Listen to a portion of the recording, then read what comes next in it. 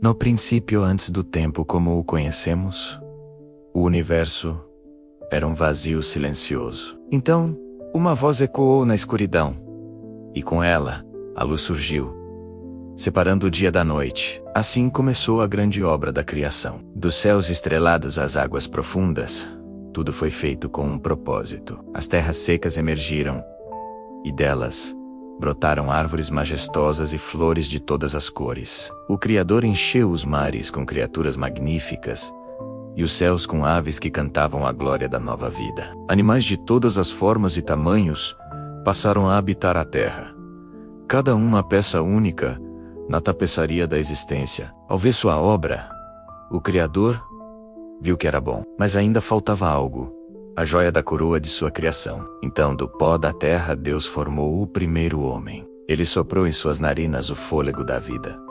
E o homem, chamado Adão, tornou-se um ser vivente. Diante dele estendia-se um jardim paradisíaco, o Éden. Rios de águas cristalinas corriam por entre árvores que davam frutos deliciosos, e a harmonia reinava. Adão recebeu a tarefa de cuidar daquele lugar perfeito, de nomear cada animal que passava diante dele. Ele caminhava com Deus na brisa fresca do dia, em comunhão perfeita com seu Criador. Contudo, em meio a toda aquela beleza e abundância, Adão estava só.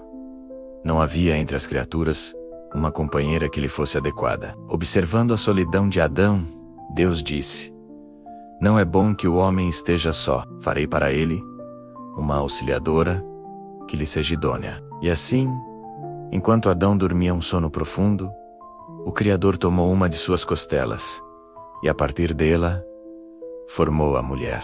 Ao despertar e ver Eva, Adão exclamou com alegria: "Esta sim é osso dos meus ossos e carne da minha carne." Eles eram o complemento perfeito um do outro. Nus e sem vergonha, viviam em pura inocência, desfrutando da companhia um do outro e da presença de Deus. O amor que os unia era um reflexo do amor do próprio Criador. A vida no Éden era uma sinfonia de paz, alegria e propósito. No centro do jardim, duas árvores se destacavam: a árvore da vida e a árvore do conhecimento do bem e do mal. Deus deu a Adão e Eva uma única ordem: de toda a árvore do jardim vocês podem comer livremente, mas da árvore do conhecimento do bem e do mal dela, não comam, porque no dia em que dela comerem, certamente morrerão. Era um teste de confiança, um símbolo de sua relação com o Criador, baseado em obediência e amor. Eles tinham tudo o que precisavam. E a proibição era um pequeno lembrete de que sua felicidade dependia de sua conexão com Deus. Por um tempo eles viveram nessa felicidade perfeita, sem conhecer a dor, o medo ou a maldade. Mas a harmonia estava prestes a ser quebrada. Uma criatura astuta, a serpente, aproximou-se de Eva, com palavras suaves e enganosas. Ela questionou a ordem de Deus.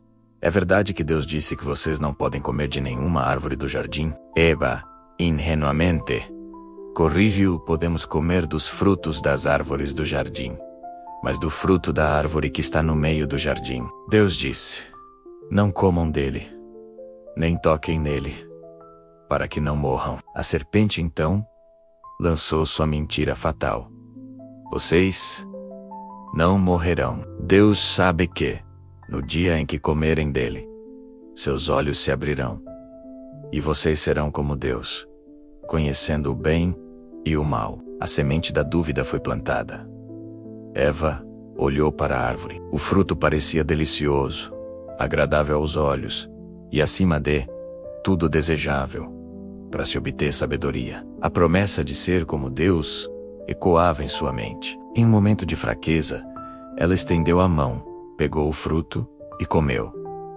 A inocência se partiu. Em seguida, ela ofereceu o fruto a Adão, que estava com ela, e ele também comeu. Naquele instante, algo mudou para sempre. Seus olhos se abriram, mas não para a divindade que esperavam. Eles se viram nus, e pela primeira vez, sentiram vergonha. A culpa e o medo tomaram o lugar da paz. Correram para se esconder entre as árvores, costurando folhas para cobrir seus corpos. Na viração do dia, ouviram a voz de Deus caminhando pelo jardim, mas em vez de correrem ao seu encontro, eles se esconderam. O Criador chamou: Adão, onde você está? Com a voz trêmula, Adão respondeu: Ouvi a tua voz no jardim e tive medo, porque estava nu, e me escondi. A pergunta de Deus veio carregada de tristeza: Quem lhe disse que você estava nu? Você comeu da árvore da qual eu o proibi de comer? O jogo de acusações começou. Adão culpou Eva.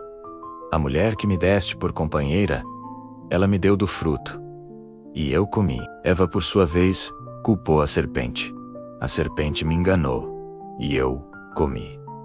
A comunhão perfeita estava quebrada. As consequências foram inevitáveis. A serpente foi amaldiçoada, condenada a rastejar sobre seu ventre. Para a mulher, Deus anunciou a dor no parto e um desejo que a submeteria ao marido. Para o homem, o trabalho se tornaria árduo. A terra, antes generosa, produziria espinhos e cardos, e ele a cultivaria com o suor de seu rosto até retornar ao pó de onde veio. A sentença mais dura, no entanto, foi a expulsão do paraíso. Para que não comessem também da árvore da vida e vivessem para sempre em seu estado de pecado, Deus os baniu do jardim do Éden. Querubins e uma espada flamejante foram postos para guardar o caminho de volta.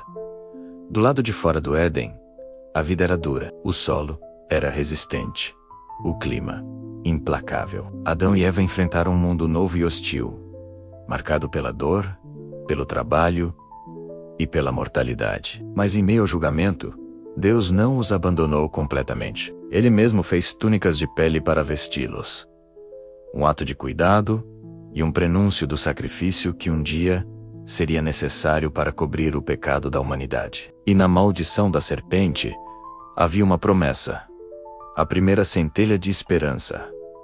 A semente da mulher um dia esmagaria a cabeça da serpente, uma promessa de um redentor que viria para desfazer o que foi feito. A história de Adão e Eva não é apenas o conto de uma queda, mas também o início de uma longa jornada de redenção. É a história da fragilidade humana, da consequência da desobediência, mas acima de tudo, da graça e da promessa de um Deus que, mesmo diante da traição, traçou um plano para trazer seus filhos de volta para casa. A porta do paraíso foi fechada, mas uma nova porta, a da esperança, foi aberta. Essa história ressoa através dos séculos, lembrando-nos de onde viemos, das escolhas que enfrentamos e da promessa de restauração que nos aguarda.